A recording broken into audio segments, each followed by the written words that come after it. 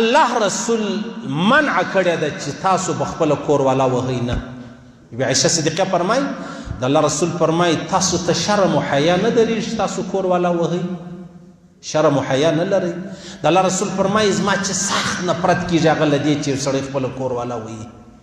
ګورئ ټیک دی منم کور والا ته وایې، د الله رسول فرمایي داسې مه وهه چې هغه نشان ورباندې جوړ شي، په دروازه کې ولاړه وه، په لاره کې ولاړه وه، چا سره ټلیفون کوئ، چا سره خبرې کولې، څه بې ځایه دا دغومره خو اجازت چې دی هغه شته، دغومره اجازه شته.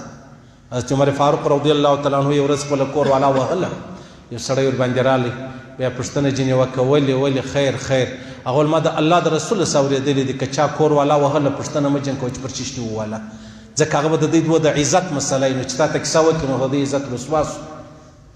او د الله رسول فرمایي دا نو ډېر بدترین شخص دی چې یو سړی خپله کور والا وهي.